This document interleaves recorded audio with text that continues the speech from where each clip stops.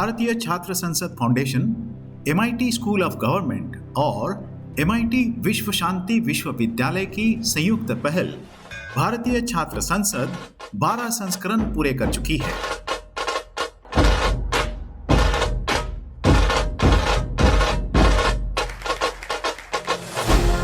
राजनीति में आने से पहले प्रशिक्षित होने के लिए प्रेरित करने के उद्देश्य से आयोजित इस लोकतंत्र के त्योहार में पूरे देश से आए 12,000 से अधिक छात्र सहभागी हुए।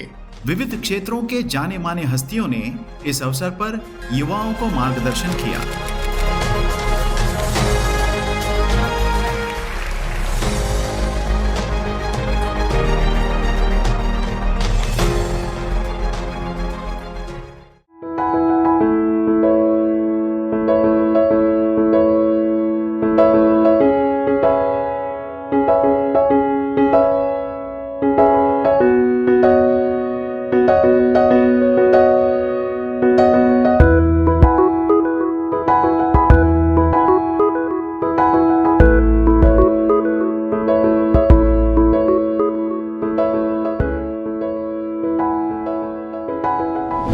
देश की सबसे बड़ी संसद को प्रणाम करता हूं।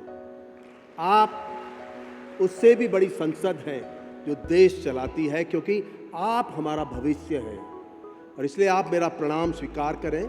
मेरा बड़ा परिचय, मुझे लगता है कि अगर मुंबई को फिनेंशियल कैपिटल कहा जाता है और दिल्ली को पॉलिटिकल, तो हम हिमालय के लोग हैं। हम इकोलॉजिकल कैपिटल हैं जो आपको हवा, मिट्टी, पानी देती है और जिसके बिना आप जी भी नहीं सकते।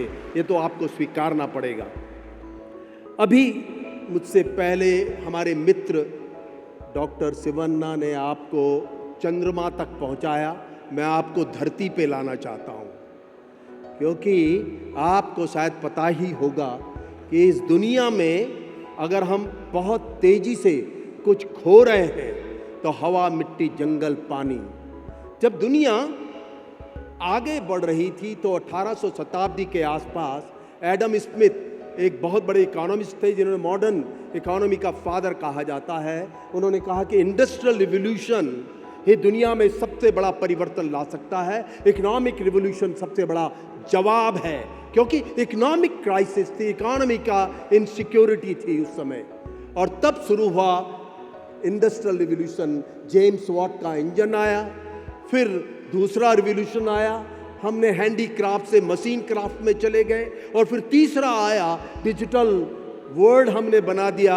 और हमने कहा कनेक्टिविटी, शायद डिजिटल वर्ल्ड ही सबसे बड़ी कनेक्टिविटी हो। मेरी दृष्टि में वो कनेक्टिविटी नहीं थी, उसने आपको डिस्कनेक्ट किया अपने घर से, अपने दोस्तों से और अपनी समझ से। मोबाइल जिसने आप सबको अलग किया है, और ये सब कुछ इंडस्ट्रियल रिवॉल्यूशन के नाम पे हुआ। चलता गया भारत 1947 में जब स्वतंत्र हुआ, 75 साल हमको भी हो गए सोचने समझने के। हमने भी बड़ी प्रगति की और हमको धन्य धान्य होना चाहिए इस देश में कि हमने बड़े आयाम तय किए। दुनिया में अब हम भी 5वीं बड़ी ताकत बन चुके हैं और इसके लिए प्रणाम करना चाहिए उन सबको जिन्होंने इस पर एक बहुत बड़ा योगदान दिया। लेकिन शायद हम सबको स्वीकारना पड़ेगा कि वो कौन सा मॉडल था दुनिया का जो हमने भी स्वीकारा, क्योंकि एक बड़ा सवाल, पहले इकोनॉमिक इनसिक्योरिटी थी, अब इकोलॉजिकल इनसिक्योरिटी है। आपके हवा, मिट्टी, जंगल, पानी सारे संकट में चले गए और हम सब लोग जीडीपी के मारे हैं। ग्रॉस डोमेस्टिक प्रोडक्ट कितना गया, कितना नीचे, कहाँ चाइना है, कहाँ भारत है, हम इसी के चारों तरफ घूम रहे हैं। हमारी नदियाँ खत्म हो गई, हमारे हिमालय के ग्लेशियर पिघलने के लिए शुरू हो चुके। नदियाँ, गंगा, यमुना या तमाम देश की बड़ी नदियाँ कहीं कगार पे चली गई। हमारी मिट्टी खत्म हो गई और हवा के हालात तो आपको पता है। देश का पार्लियामेंट जहां बैठता है वहां सबसे दम घोटू हवा बन चुकी है, नदी सूख चुकी है। ऐसे में सवाल है कि हमारी भाषा क्या होनी चाहिए। हमारे विकास का जो शब्द है वो अधूरा है। इस देश ने कहा था शब्द समृद्धि, प्रॉस्पेरिटी, डेवलपमेंट बड़ा सोलो है। इंफ्रास्ट्रक्चर, इंडस्ट्रीज, इसके नाम से हम विकास का बार बार रट लगाते हैं। सत्य तो यह है, इस देश की भाषा थी समृद्धि, prosperity. It is very inclusive. हवा, मिट्टी, जंगल, पानी, गांव को जोड़कर समृद्धि का नारा लगता था। आज देश के गांव खाली हुए और शहर भरते चले गए। न हम उधर के रहे न इधर के रहे। आज हमारे हालात हैं, और जिस मॉडल को हमने अपनाया, वेस्टर्न मॉडल, पश्चिमी देश का विकास का नारा, आज उसी यूरोप में 41 डिग्री सेंटीग्रेड से लेके 47 डिग्री सेंटीग्रेड टेम्परेचर हो चुका। बोलिए किसको माने? वहां तड़प गए हैं लोग। 60% यूरोप सूख गया है। बोलिए किसका नारा लगाना है? आपको सोचना चाहिए। और मैं बार बार कह रहा हूं, और राहुल जी का मैं बड़ा धन्यवाद देता हूं, इस देश को भारत ज्यादा कहो, इंडिया कम, क्योंकि इंडिया में कहीं पश्चिमी झलक है, भारत में इस देश की झलक है। ये समझना होगा।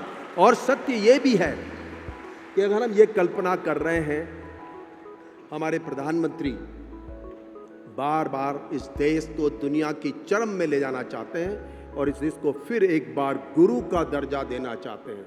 प्रणाम है उनकी इस भावना के लिए। पर सवाल अब यह भी है कि हम आधे अधूरे न रहें।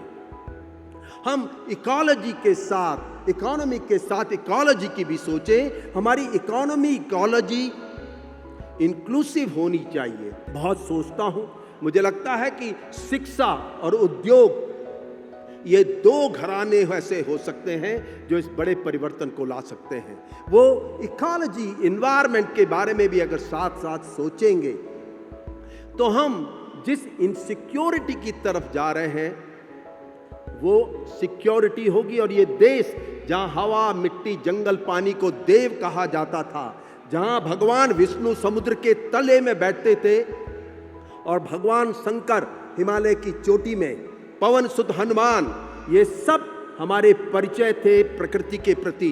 प्रकृति और प्रभु में कोई अंतर नहीं है, इस देश ने समझाया और बताया है।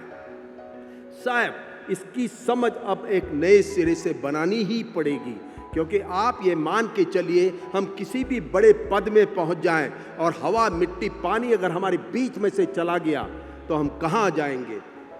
और इसी भावना से हमने अपने यहाँ ये जीडीपी की रट के अलावा हमने कहा एक जीईपी भी होनी चाहिए, ग्रॉस एनवायरनमेंट प्रोडक्ट। ये 4 पिलर हैं जो हमारे जीवन के पिलर हैं, हवा, मिट्टी, पानी और जंगल। इन 4 का भी ब्यौरा दीजिए जब आप जीडीपी की बात कहते हैं। आप इकोनॉमिक ग्रोथ की बात कहते हैं तो इकोलॉजिकल ग्रोथ की बात भी करिए। इकोनॉमी और इकोलॉजी एक साथ चलनी चाहिए। हम में से कौन है जिसे हवा नहीं चाहिए? हम में से कौन है जो एक मिट्टी वाला भोजन नहीं करना चाहता, केमिकल का नहीं करना चाहता? कौन है जिसे जंगल नहीं चाहिए?